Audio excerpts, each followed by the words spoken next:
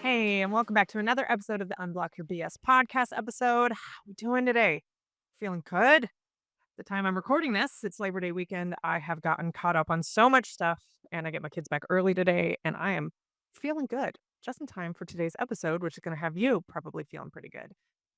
So this guest today was an interesting story. I love it when TikTok friends become real life friends. So as one does when you scroll the FYP, you find people that resonate with what you want to learn about. With me specifically, I like to follow people that I actually really resonate with their message. I love how they present it, just even from a marketing standpoint, somebody that I can respect and just like go, yeah, I like how they're doing things. And so I had started following a woman named Shaina, who was giving great kind of self-aware, direct, straight to the point, dating and relationship advice. She is a hypnotherapist and really loved her content style and what she had to say.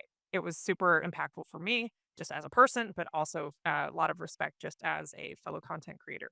So I'm at a conference about 2.5, 3 weeks ago with a longtime mentor and coach of mine. Shout out James Wedmore. You're amazing. You're wonderful. He's taught me pretty much everything I know about business and about life. And so I was at this conference and I kind of like look across the room and I'm like, I think I follow that girl. Huh, that's weird. That would make sense because I actually really resonate with her content and we learned how to do content in that training. And so I kind of like grabbed her in the hallway and I was like, I think I follow you and I love your message. We don't have time to talk right now, but can you come on my podcast? And she's like, I'm about to start a podcast. I'd love for you to come. So sure enough, Shayna Richardson, the magnetic queen herself, is in a so we have the same business coach and we have the same way of looking at dating and relationships. And this is going to be an amazing conversation. And even I learned a lot about how both men and women can operate in dating and relationships and attachment styles. We talk about why feeling single feels fine and good to your nervous system. But the second you start to go into dating or relationships, we start to overanalyze every little thing. We start to make meaning out of things. The stories that we tell ourselves are not exactly helping us feel safe and secure in loving partnership. How your nervous system activations, as she likes to call it, not triggers, she calls them activations, are just messages that you don't know how to read yet and how to start reading them. We talk about the real difference between repressing, distracting versus healthy regulation. So, are we numbing out? Are we distracting ourselves? Or is this like a healthy way to handle something?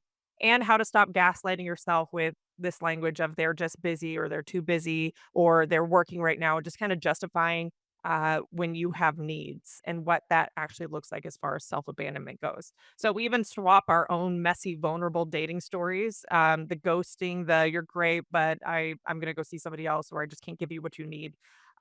So I can't wait to get into today's episode with Shayna Richardson. So let's get into that now. Well, Shayna, welcome to the Unblock Your BS podcast. How you doing, girl? Good. Thank you. Thank you so much for having me. I appreciate it. I had a little bit of a TikTok crush on her and actually saw her in real life, no less, and kind of went up to her. I was like, "You need to be on the podcast. I know we haven't met, but hi." Just you share who you serve and how you serve them, and then we'll kind of go from there. Yeah, thank you. Hi, I'm Shaina. I'm a hypnotherapist, and I actually work with entrepreneurial, executive, go-getter, performing women in their dating and relationships. So we use subconscious healing and different forms of healing to really shift how you're showing up in relationships. So you have the capacity to be vulnerable, receptive, all those things, have those hard conversations. And so you also feel at ease as you're building a healthy partnership. Beautiful. I love it. Oh my gosh, I am so your client. And we're going to do a little bit of coaching on me today. So let's kind of start this conversation. Is what is it that you see are the most common struggles that women or men have when they're getting into dating or in long-term relationships? As far as let's just start with nervous system regulation because that's a big hot topic for me. Yeah. The biggest struggles, Yeah. that's what you're asking? The biggest struggles that I see right now with my clients is something that I can resonate with a lot is we do really well when we're single because we're not being triggered, right? Right? But then we get into dating and we get interest and then we start to like somebody, maybe we get into a relationship and all of our stuff pops up. So most women don't understand their nervous system and all their different nervous system states. So we have a lot of shame, a lot of overthinking, or a lot of shutdown that happens where really what I help clients with and what the I need the world to understand is that's not a bad thing. Yeah. right? Like, your nervous system is there simply to keep you safe. And when you can understand how to work with it, then we like to reframe that it's really about building that capacity to sit with the discomfort when you're trying to talk to your boyfriend or your partner to be like, hey, I don't really feel valued right now. You've been really busy with work. Can we talk about it? And that's really what you gotta do. You gotta be able to learn to roll with the punches in a sense of, like, there's gonna be peaks and there's gonna be valleys. We can do both, you Yeah, know? and not catastrophizing when you're feeling a certain way. Because I like to teach too, feelings are temporary, right? Can't always base life off of the feelings, even the good ones. And so it's learning when your nervous system is telling you to run for good reasons because you're Yeah. in a danger situation, whether it's physical or emotional, or if that's just like an old, like you said, a trigger coming up or an old trauma response that needs healing and it's coming up to be healed. Now let's break this down real rudimentary for those that may be new to this whole jargon of triggers. How would you know whether you're triggered or not? Like, how would you describe that? So in my world, I like to use the word activated instead of triggered. So when you have an activation in your body, it's gonna feel like, you know, normal speak would be like anxiety Yeah. or overwhelm or I know a lot of different people they'll shut down. So they'll get quiet or they wanna run or they need to be like, I just don't feel good right now." So if you have any signs of heart racing, jaw clenching, or for a lot of my ladies, it's the overthinking.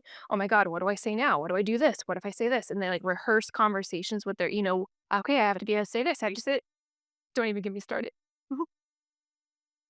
I have to say I've definitely collected a ChatGPT before, but that is what we would consider a "trigger," quote, unquote, but I like to say trigger is very well, it's a very negative word. Yeah. I like activation, because then when you recognize your nervous system or your body's just activated, then we can lean in and say, "Why am I not feeling good anymore? Yeah. Why am I all of a sudden overthinking? Why am I feeling like I need to call them, 3 or 4 times in order to try to get a response from them?" When we can kind of step back and say, "Okay, what's happening in my body right now?" Ooh, the power you get is unprecedented. Yeah. It's information, right? Yeah. I like to look at it as your nervous system is communicating in a language you just haven't learned to speak yet. So it's like going to a country trying to figure out where the bathroom is and you're not understanding what they're saying and you're getting frustrated and you're getting overwhelmed. So you're just like, screw this country. It's the people here rather than just understanding there's a language to learn. That's right, that's right. So, for me, especially too, as a hypnotherapist, hypnosis deals with the body. That's your subconscious mind. That's everything that I work on. And we we teach that like emotions, particularly or activations, are just signals. So they're fleeting, yeah, but it's just information because your body doesn't speak thought. It doesn't work in language patterns of what you consider thinking. It works in sensations, feelings, or sometimes symbols, which is what we can I'll have people be like, if there was a metaphor, yeah, give me a symbol. Is there a cartoon?" The things that come up in clients are just like, "It feels like buzzing bees." I'm like, "Okay, cool. We can work with that, right?" Yeah. So when you start to learn the language of the body, and you can work with it instead of against it. Yeah. Talk to me about hypnosis because I know a lot of people. I've done hypnosis a couple times, and it was very different than what I thought. I used to think it was like the man with the swinging little watch, and then you just kind of like fall asleep, and then you dance like a funky chicken on stage. Talk to me about what hypnosis is for your experience and kind of the style that you do. Yeah, so the style that you just said would be called performance hypnosis. I do not do that. You do not come in and clock like a chicken in my world. But hypnosis is just a form of relaxing your brain into what's called a theta brainwave state. And you actually go into hypnosis anytime you scroll on TikTok, Yeah. anytime you watch a movie, anytime you scroll on Instagram, anytime you kind of get lost in thought and you feel like you've lost time and you can narrowly focus on something, you're in a state of hypnosis. You also can experience it if you're meditating. That little, in the morning when you start to wake up and you're fully haven't come to consciousness, but you kind of recognize you're waking up, that's also a form of hypnosis. So what I do is I help clients drop into that state so then we can work with whatever patterns are coming up because what you are experiencing, especially when it comes to triggers, is your brain is picking up on something in your external world. My favorite is text messages. Let's keep it simple, right? You want a text message. So you're looking at your phone. He hasn't texted you yet. And so what's happening is that your brain is looking at that text message and then it's causing your body to have a reaction that we don't want. Right. What I do is we go in, we rewire that trigger. So instead of your body feeling activated or anxiety if because he hasn't texted you back or she hasn't texted you back, I know you work with men too. Yeah.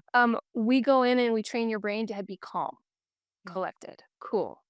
And then that is what gives you power to think clearly in that moment. Okay, is this really me? Do I need to reach out? Should I just go book a massage with my girlfriends? That's where my tools come in, where we give you power back over how to respond in those moments. Yeah. Instead of being so reactive, because I know in those Yeah. moments, especially when the emotions and um, there's just so many times this has happened in dating where you put so much hope and like in the connection. Oftentimes it's text based as opposed to in person, and you build this emotional, I call it an emotional situationship with somebody before they've really even proven that they deserve that much time, and it becomes Yeah. all consuming, and then when you notice a pattern change, that's when the anxiety kicks in, and we make a lot of meaning out of it. They didn't text Yeah. me as much today, or I didn't hear from them until 5, and so they clear if they wanted to, they would, and all of that BS that then just cycles the trigger. And so what you're Yeah. saying is in those moments is that you teach them tools, or we start to reframe that experience to turn it back on you as opposed to now they're in charge of your nervous system and your emotions. 100%. And you hit on something that's really good. I know both of us know it in for the entrepreneurial world that we're in about the meaning that we make Yeah. everything. Mhm. I bring that into my clients too, because realistically, your text messages are neutral, means Yeah. nothing. Yeah. You know, whether they plan a date means nothing. It's the meaning that you're attaching to it that determines how you feel about it. And then how you feel about it dictates how you start thinking, how you start interacting affects your energy and how you start showing up. So the core of what we do is to give you tools so you can shift that and gain power so you're actually acting in alignment with what your goal is, right? Right. And being a hot mess and an anxious attachment probably isn't the goal. No. Yeah, let's deep dive that meaning because that comes up a lot. And I don't think people recognize just how much we are the creators of all meaning. They're Yeah. probably not even aware of the meaning. They're just looking for these experiences and patterns and making wild assumptions based off of, yeah, just their own thoughts that aren't necessarily accurate. So can you kind of deep dive the common meanings that you see in relationships or even in dating where it becomes not so Oh yeah, man. The biggest meanings that I work on with clients is it usually drills down to am I good enough? What did I do wrong? Why is he pulling away? Am I ever going to get into a relationship? Maybe I said something wrong. did I Why am I being abandoned? Right? Like, and it's so negative because humans are wired for safety, right? That's all your nervous system cares about is safety. yeah, And really what's happening is that your conscious has to make meaning of what's happening in your body. So if you're getting signals from your body, if you're getting quote unquote triggered, right, or activated, your mind immediately goes to what is happening? What is going on with this? So if you're constantly stuck in negative meaning patterns, it just causes the trigger to stay in the trigger, right? yeah, yep, But it's so like if there's one tool for the world to understand, it would be look at the meaning that you are attaching to everything in your life because that's where power and choice comes. You can choose to have a different meaning even to a bad situation. yep. You can I mean, I've had multiple breakups. Now, I know how to attach positive meaning to it. You know, if a guy says, "Hey, you're great, but I'm not interested." I'll be like, "Okay, great. Not my person." Cool. John or better, right? Mike or better. Yep, bye. But old me would be like, "Oh no, now I'm gonna be dying alone. Like, what's going on with me?" Way different in how you lead yourself. And then that just cascades everything else you do in life, right? Yeah, it's been interesting because I significantly pulled back on being on the apps because I kept running into this. It happened twice in a row, and I was like, okay, I need to pull back. Where I would be messaging with someone and things would be progressing, but it'd be staying on the app. And I'm the type of gal that like, let's move it off the app. But what I noticed is these guys were long distance. So there was a lot of effort even for us to just meet. So there didn't seem to be urgency to progress off the app. And Yeah. what I started to get skeptical was, what are their intentions, right? Like if we're not moving to a FaceTime or getting phone numbers, like are they hiding something? That's all me making meaning. I have no That's information right. on their side. Plus they live far away, so there is no rush. Like we're not going to see each other in the next 10 days. And what I also experienced was one guy, it felt almost a little catfishy because he was not getting me off the app. When I finally kind of just brought it up, I'd love to take it off the app. The phone number was not traceable. So when you Google, literally nothing came up. And so my red alert flags went off. And when I called him on it, just being like, this seems like a catfish situation. He said, oh, I'm too tired to talk tonight, but we'll definitely talk tomorrow. And then I never heard from him again. And my brain immediately went to, I pushed him too far. I pushed him away. That was my default response. Even as self-aware as I am, that's where my nervous system went of I did something wrong. And in talking with my amazing support system and a lot of men in my life, they're like, no, you fucking called him on it. Like it was spot on. But I doubted myself and my own intuition because I have a history of not trusting my own gut. And so while that was not so fun to go through, like I'm in hindsight, yay, it took me 2 days to Yeah. get over. Um, it really highlighted for me the work to still do. And it's not that that was a bad situation that I did do anything wrong. And even if I did, great. Somebody who, I don't know, I look at it, if I was in that situation and somebody thought I was a catfish, not a problem. I'd send him a video right then, or I'd FaceTime him right then and be like, haha, I know I'm too good to be true, but really I'm real. Right? That would have been a normal way to handle that. But the meaning my brain wanted to make of that was like, oh, I messed up and I Yeah. trust myself. I had a if we were gonna get vulnerable, I can share something that I went through as well. Yeah. Um, I was dating a guy, great guy, nothing negative to say about him. But after a couple months, things started to kind of, get wobbly. And I could tell that like we're probably not aligned. It's not gonna go Yeah. anywhere. That's okay. Well, he eventually came back and was like, "Hey, I met somebody else. I'm gonna go pursue her." And honestly, at the moment, I was like, "Happy for you. Didn't think you were my husband anyways, but I appreciate the experience." But I definitely had a moment in my car as I was like processing this that all of those old parts started to pop up. Yeah. That you're not I'm good enough. not chosen. Yeah. I'm not chosen. And this has happened to me multiple times where I've dated guys where I thought we had a great connection and then I heard that I'm in love with somebody else or I want to be with somebody else. Yeah. And it doesn't get easier, I'll be honest. Like, it just that same gut feeling of your, core abandonment wound pops up, and I definitely had to sit in my car for a solid, like, 20 or 30 minutes and just be like, "Okay." I felt like I had 2 wolves on my shoulders. One that was like, "You're not good enough. See, you're 38, almost 39. You're gonna be single forever. It's never gonna work." And then I have the other wolf on my shoulder was like, "He's just not your partner. You are good enough. It's okay." Yeah. And so I just sit there and use my tools to be like, what is the lesson in this? Right. And when I look back, I was like, oh, there were so many moments where I was micro self abandoning, Yep. where I would say, I'm super freaking woo woo and like I love astrology. I love it. Right. Yep. I'm just weird. And I would talk a little bit about some of those interests, but because I could pulse on, like, his reaction or I can pulse really well, like, guys' reactions to what I'm saying, if it's not positive, I noticed that I started would shut down and I wouldn't bring up those topics anymore, Yeah. even though that's me, right? Yeah.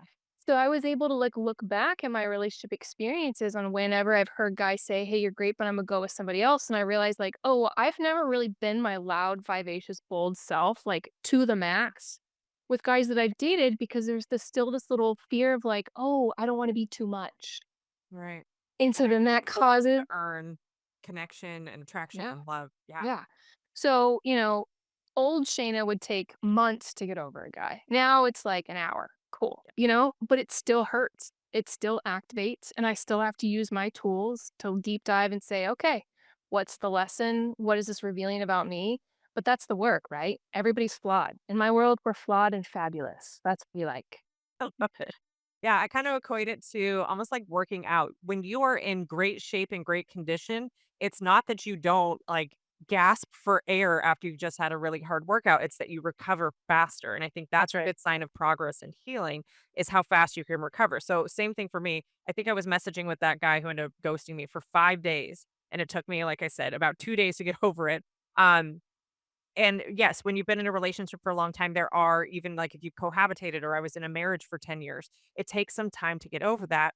And it doesn't mean that you're drowning in misery for that entire time. It's progress. The first like 30 days after a breakup can be really intense and really heavy emotionally because so much of what you're being stimulated from your environment, the house you shared or, the dog that you shared, or you still have to see them at certain things or you worked with them or whatever, all of that is just triggering you to go back into that missing them or that there's a difference. But over time, if you can start to regulate your nervous system, and I think that's what you and I specialize in, is when you understand your nervous system, you have a lot more, for lack of a better word, control over how much time you spend in the sad feelings. Now, I Yeah. say that with a big, big, big asterisk.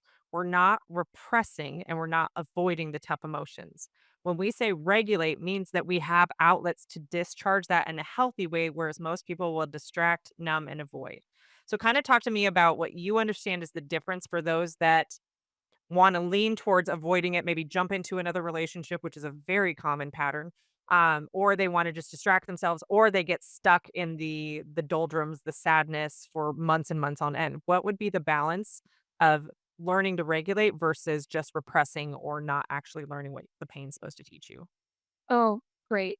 I love this because for our generation, especially like millennials, you know, Yep. we grew up with parents who didn't understand what emotional attunement is. Mm. It's actually a brand new what they discovered, I think it was early 2000s, where they studied, kids who grew up very secure and the kids who grew up more anxious avoidant tendencies. Yeah. And the kids who grew up secure had parents who were very emotionally attuned. And emotional attunement is where you have a parent, a caregiver at a young age that says, "Hey, I notice that you're sad right now.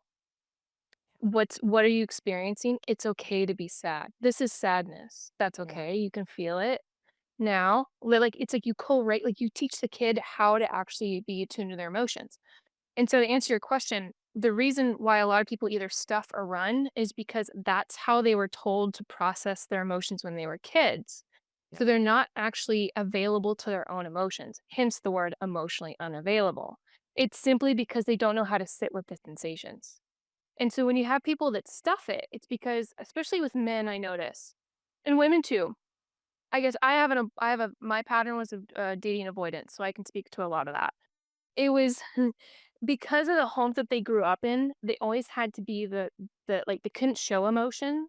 So now they don't know how to. And so when things happen, they just are in this pattern. That's it. It's just a habituated pattern. Because for them, sitting there and experiencing sadness or discomfort feels like death because they've never done it before. And then the people who get really reactive or want to run, same type of thing. It's just that's just the pattern that they've grown up into.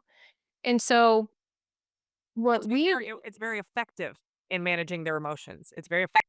yeah, That's why they do it is because it's working to accomplish whatever it is they're uncomfortable with because they don't have any other skills or tools to navigate it. Yeah. 1000%. I mean, you don't do anything. Your subconscious and your body doesn't do anything that is purposely destructive. Right. This whole concept of self-sabotage is BS because your body and your nervous system is just doing what it thinks will be successful. But now we've grown up to be an adults to recognize like it isn't healthy for me to shut down and run away from my boyfriend when we're having hard conversations. Like it isn't healthy for me to push people away if they want to be closer to me. But you have to understand that like you just haven't been able to develop these skills. And so here's the fun fact. Emotions last anywhere from 45 to 90 seconds. No, crazy? People are like, "I've been If sad for 6 months." Nope. if you understand actually how to feel the emotions. Yeah. So, what keeps us in these thought patterns of constant sadness or stuffing things down or running away is because you start adding meaning, start adding thoughts to the sensations. And so that's what keeps you in those loops. Yeah. So, what do? You learn to sit with the feelings. This is why I love somatic experiencing on those modalities. In hypnosis, we do a lot of the same thing. We get right into the body. And at first, people are like, oh my God, wait, I don't know what's happening. I feel Yeah. sensations in my heart. And I'm like, Kate, keep going. That's okay. We keep Yep. going. Like, you're safe. So, and my practices, we have to do a lot of reparenting. That's what it's Yep. considered. Yep.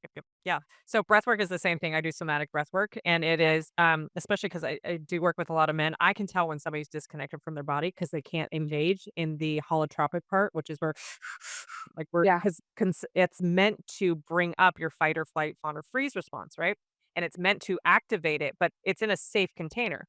Most people, and yeah, again, men are told those emotions are bad, wrong. We don't want to hear them. They make you weak. Like it's all that shame tied to it. So don't feel it. So they trigger their repression system of I just can't do it. No, it's not for me, right? No, it's just that you haven't learned that when you get through it and you see on the other side that you're good to go, like it didn't kill you. Look, you can do that with tough emotions too. Doesn't mean that you have to sit there and be subjected to somebody who's being abusive towards you. It just means when you're feeling a really strong emotion, oftentimes it just needs you to feel your feelings, which means you sit there and you observe it. And to some extent, when you kind of realize the power of that, of just sitting and feeling your feelings, it's going to peak, but then it comes down. And when you can experience that and witness it, like, oh, my body did like, oh, I feel a little bit better. Especially, I don't know if James has ever done this. We share a business coach where you focus in on the feeling. You just draw your attention to the tightness in my stomach. And all of a sudden, you're kind of like, well, now it's kind of fading away or it's just not as intense. Good. Keep focusing on that. Yeah, and then move on with your life. That's exactly what I do with clients. Like, well, I mean, and that's what I do. I just feel sad right now. What does sad feel like in my body? It feels like a heaviness in my stomach. My heart's pounding. My jaw's clenched. I'm just feeling sad right now. I acknowledge that. And you just tune into the sensations, right? Yeah, And what's crazy is when you actually sit and do it, I mean, you literally just release the energy. Feelings is just energy, yeah, right? It's like a wave, like literally like an ocean wave. So when you see it as that and you just like let the wave come in and then let it go out, oh my gosh, the lightness, the power that you have back into your into your psyche is amazing. yeah. Except most people wanna react to it and make it stop, so they end up doing things that make it worse, which then cycle you back into the painful emotions. That's right. Yeah, yeah. Oh, so much goodness. Okay, so talk to me about let's talk about your client specifically because 'cause I'm a little curious for me as well. The high-powered, high-achieving boss babe, god, I hate that term. What are their main struggles in finding partners or in I don't know, what comes up for me is I have this belief that I have become such a unicorn in my self-awareness and in my life that nobody will want me for or who can match me. Not that they don't want me, but they can match what I'm able to give. So what are the common themes that you see when it comes to your type of clientele that you attract where um hypnosis or hypnotherapy or somatic work can really help them shift those perspectives? That's what I've got. Yeah, so the biggest thing that I always tell my clients is that you can't build a relationship the way you built your business. Mm, So we really get into like us hard workers, especially entrepreneurs, especially those of us who've done a lot of personal development work.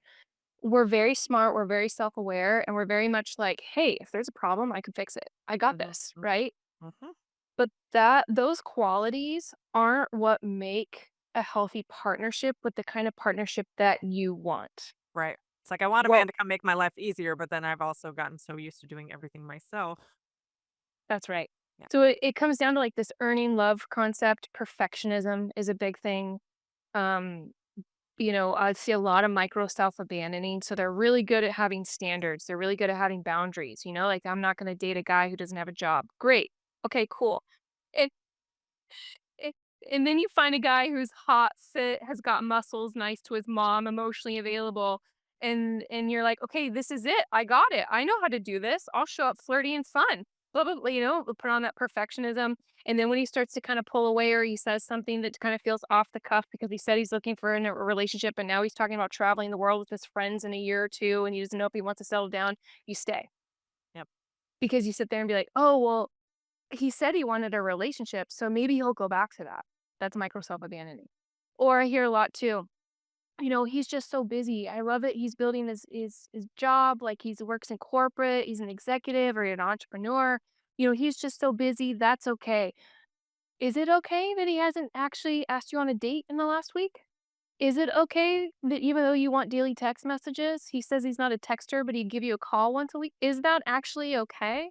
Yeah. So we start putting men's needs above ours because we think we don't wanna burden them. "Oh, I'm just being empathetic." Yeah. That's gaslighting yourself, right? Like, it's not empathetic to put somebody else's needs above yours and then you sitting here after 3 or 4 months being like, "Well, I don't feel nourished, I don't feel safe." Is this even my partner? Should I stay or should I go? It's another Yeah. performative thing, just like business. Yeah, I find, the thing that I've been really challenging myself on is being a little messy, right? Being a little and that feels super vulnerable. So that performative, like, I know how to flirt, I know how to get a guy to be attracted to me, like, that's not hard, that's again, it's performative. I've figured out the formula for that. There's been a couple of situations, and this is why I focus more on developing male friendships for me instead of romance, because I'm working through this on myself of how can I be vulnerable with men in a messy, less than perfect way without it having to result on like relationship pressure. And that is even still, even with male friends where we're not dating, there's no chance of it. It still feels uncomfortably free to go like, I don't have this figured out, or I'm having a really hard day, or like, I will just shut them out, and they're, like, texting me like, "Hey, Echo here, you still alive?" And I'm like, having a hard time, I didn't feel safe reaching out. To just push me to accept I'm not perfect and see that there's evidence of people who will stick around and who actually want the opportunity to be there for me when I'm struggling. Yeah. Still don't Um, like it. of course you don't like it because, well, number one of my mantras inside my world is your mess is your magnetism. Mm. No, Because, yes, it is, but, I don't like that. and here's why. And this is honestly something that I want the world to know that I'm still perfecting for that's an awful word to say it, but like Messy. it I'm still fine tuning it in various ways, right? Like there's nuance levels to it. And it's the reason why it's so difficult for us really entrepreneurial, successful women, right? Is because uh, we've never really been allowed to. And we have so much evidence from our past that when we don't have it together, things don't work out. Yeah. And so it's a protective mechanism and it works really well in business because you can't go into a board meeting and crying, right? Yep. You can't go pick up your kids and just like cry to them for hours, when they need you, right? You'll be in the middle of the launch, crying yourself in a corner. Right, exactly, right? So it's a superpower, but when it comes to creating a bond with a man, it doesn't allow us to feel like we can be humans, but here's the real thing too. Healthy men wanna feel like they can be human as well. Yeah. They wanna know that they can make mistakes and fail and that they don't have to be perfect. Yeah. So for us as women, we set the pace for the emotional bond in the relationship, Yeah. right? Like, we're the leaders when it comes to how nourishing the emotional bond is in a relationship. Mm. So in some ways, we go first when it comes to vulnerability. Yeah. We go That makes first when it comes to being imperfect because we set that tone when we say, "Hey, I'm okay to tell you that I'm not okay." Well, we number one, we allow men to actually step up and help us feel better, which is then they feel useful. But number two, we give them the permission to say, "Hey, babe, I'm not okay today." yeah. And that is what creates a real partnership. So why does it activate you? Simply because it's unfamiliar. That's a really good connection you just made for me. So, in looking at, because I have this history and I think I've worked through it mostly, but whereas men really loved the perfectionist, successful, independent, and that attracted a lot of avoidance. But if you look at your relationship as a mirror, if I don't feel safe in that relationship to share the vulnerable, messy parts and open that, create that safe space, or I'm unwilling to do that for myself, then yeah, that's not gonna signal to my partner that they're safe to share as well. Um, okay, we're gonna have a dear diary moment about that later. Talk to me Yeah. about how kind of elaborate on that a little bit more about your ability to feel safe within yourself and how that gets shown in your partnership, and also what that communicates to a partner of how safe they are based on how you're treating yourself. You mean with safe to like show my mess? Almost like, yeah, your relationship is your mirror for Yeah. your own emotional safety. Yeah, so I believe that you get treated according to men the way you treat yourself.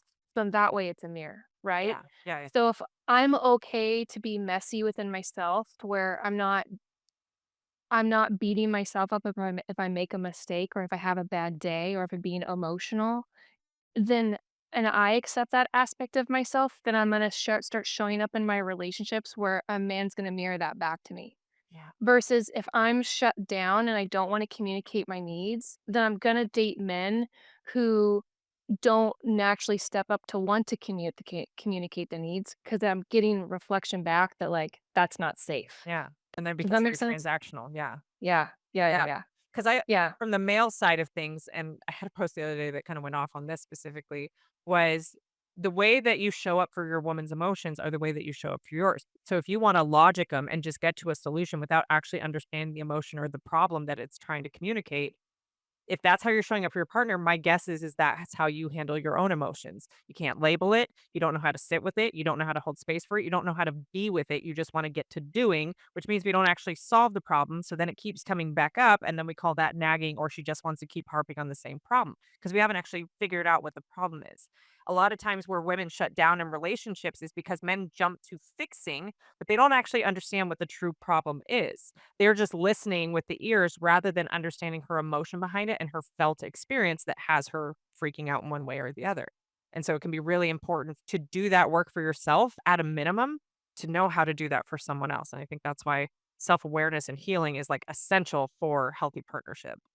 Yeah. And I'm actually going to take that a step farther. Yeah. I believe that women need to understand how to regulate and communicate their own feelings.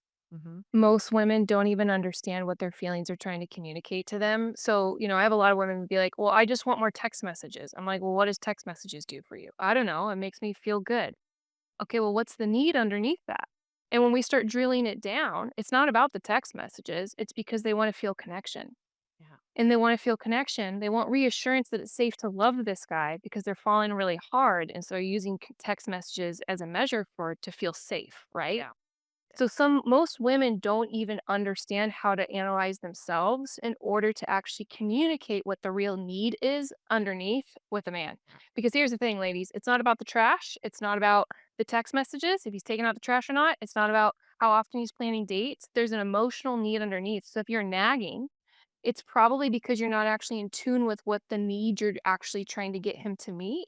So I believe we've got to have both, right? Yeah. It's not just up for men to do the emotional labor or the women to do the emotional labor. When we can figure out how to better understand one another and communicate better, Yeah. it's you're going to have so much more peace, but I really want my women to be able to master emotional intelligence too, to say, okay, I saw once on like a TikTok years ago that this is brilliant advice. I've been saying it ever since. When you go to a man, before you start dumping on him, before you start venting or doing anything, set him up for success. He's a natural problem solver. So you need to tell him, do I want to be helped, hugged, or heard? Right? Yep. I go to Set fix them up for advice with success. him. Yep. Yep. Yeah. Perfect. Yeah. So this is why relationships are a dance. It's not just about women being more feminine, right? Or men being more masculine. You need both people to heal to have a healthy partnership. Yeah, and I think that's kind of where we started at the beginning of the conversation. That's what's beautiful about relationships and the triggers that they bring is that they can heal these parts of you and these inner child parts of you that are drawn to that partner to trigger your childhood stuff to then heal it. Your body is trying to complete a trauma loop by way of who you choose as a partner. Yeah. So most of us make it worse because we're not aware of all of this happening. We just assume they make me feel bad, so therefore I'm unhappy and you're the cause. Nope. And so that's what's beautiful about relationships when you get into safe partnership where both people are doing the healing work, the emotional intelligence work, the communication work to get to the point where you can heal and have deeper intimacy and connection. And isn't that what we all want? Yep. A Yeah. 1000%. 1000%. Awesome. Well, Shana, tell people where they can work with you, where they can learn more about you. Her TikTok is fire, y'all. It's so good. It's so, so good. Thank you. So on TikTok, it's hey period Shana Marie. Hey dot Shana Marie. On Instagram, it's the same. Hey dot Shana Marie. You can find me on either one, and send me a DM if you're curious. I have a group program. I also do private sessions for hypnotherapy, and I would love to be able to communicate with you and welcome you into my world. She's awesome. Love it. Well, thanks, Shana, coming on. I appreciate you. We'll talk soon. Have a good one. Sounds great. Hey, before we wrap up today, I want to share something I created for the exact moments we talk about on this podcast. Because after hundreds of DMs over the last several months from people saying things like, I shut down mid conversation and I can't explain why, or my partner and I are on the outs, or I've just got dumped and I don't know how to handle it, or I know I'm people pleasing, but I can't stop in the moment, or I spiral and regret what I say, or I say nothing at all.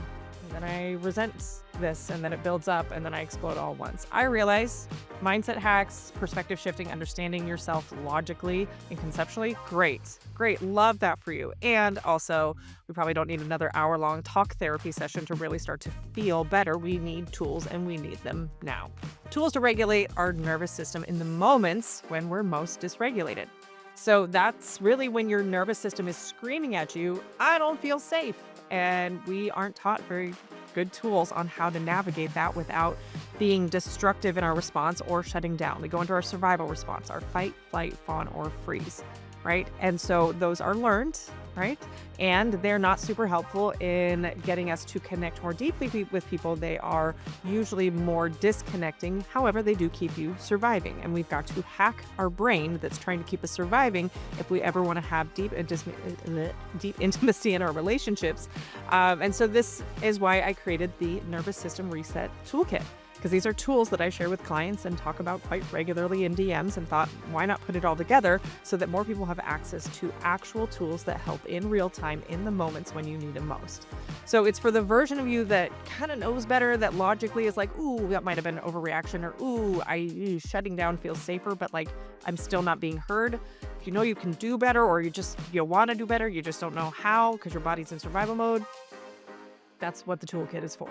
So inside this toolkit, there are audios for each specific survival response. So there's an audio for fight, an audio for freeze, an audio for flight, and an audio for fawn. So when you're in the moment of shutting down or being explosive or wanting to run away or feeling like you're self-abandoning and you're just trying to please everybody and keep everybody happy, that's when you use these audios. Okay, they're 5 to 7 minutes long, so they're not super long. And the whole goal of them is to get you reconnecting back with yourself and get you just to come out of that survival response long enough to get that logical part of your brain to kick on. In fact, one of the very first videos when you log into this is talking to you about what's happening in your brain and in your body so you can understand conceptually what's happening.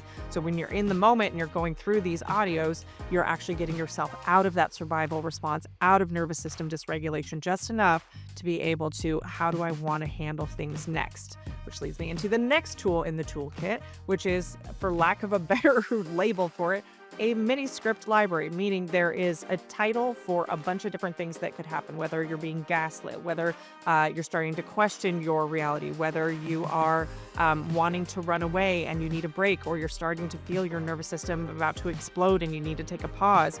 There are things and phrases to say to the person that you're in conflict with to advocate for yourself, to be able to communicate in a moment where it's tough. All you have to do is read the words. You don't have to come up with them on your own when you're feeling dysregulated. There are, I think, 30 different scenarios that we go over in this mini script to teach you the language to use in the moments when you need to use that language the most, but you can't creatively think of it in that moment because your nervous system is all wackadoo. And also what's happening and what you can say when your partner is in a fight, flight, fawn, or freeze state, to be able to set healthy boundaries of how we will and will not interact with each other when we're in that moment, or how to help support them and co-regulate with them to get them to come out of their emotional state so that you can creatively problem solve for whatever problem is happening at the moment. So that is another tool in the toolkit. We also have deep dive journal prompts for nervous system dysregulation specifically. And this is not just like, dear diary, I need to talk about the fact that I'm really freaking upset right now. No, this is kind of backed by the science of how to get your brain out of the emotional distress and into logical, creative problem solving. Different parts of the brain. Again, I teach you all of that inside the toolkit. So these journal prompts actually start to kick you out of the emotional response and into the logical response so that you can problem solve for whatever's coming up. And then my favorite is the back to bed blueprint for the 2 a.m. anxiety spirals. Is that just me? Nobody else goes through that? Yeah, I'm pretty sure anybody over the age of like 35, you start to notice it used to be 2 a.m. for me every night on the dot. And now that I'm in my 40s, it seems to be 3:30 a.m. on the dot. And so this is kind of a step-by-step process that I've been using that's actually been really effective. And it's based off of something that I heard Dr. John Deloney talk about, and kind of put that into a blueprint and put my spin on it. It's basically to rewire your brain not to use your bed as the place that we solve for the world's problems. And so it is kind of training your brain not to spiral in the anxiety at night, and giving you steps and tools to use to get you to go back to bed and not associate your bed with problem solving the problems that you can't solve at 2 a.m. And then as a final thing, since this is one of the main things that I get in DMs, is a audio file that is talking you through should you stay or should you go. And you're probably gonna be surprised that it's not just a clear answer in there, but it actually talks you through what you're feeling, what you're experiencing, and the right best decision for you. So for those of you that are in situationships or you're dating and you're just not sure, is it my fear response? Is it them? Is it me? If you're in a marriage and you've been in this cycle forever, is it something that can be worked upon? Is it not? How do you not self-abandon in the choice of should I stay or should I go? And what does that look like? So that's kind of like a little bonus in there for you. So if you are ready to stop self-abandoning, learn how to communicate clearly and feel safer in your body, and thus feeling safer in your relationships, this toolkit was made specifically for you. And as podcast listeners, since I love y'all so much and it just makes my day when you let me know what episodes resonate with you, I'm gifting you 20% off the toolkit with the coupon code podcast. That's PODCAST at checkout. That'll knock 20% off of the value of it, not the value of it, the price of it. And then you can head on over to unblockyourbs.com/toolkit to grab it now. You can find a link in the show notes. And please remember, you're not broken. You're just dysregulated. And it's something that you can learn to address, face, and heal through, giving your nervous system what it's been asking for, which is that safety, that connection, and tools to support you in achieving both of those. So I will see you inside of the toolkit. Have a good one.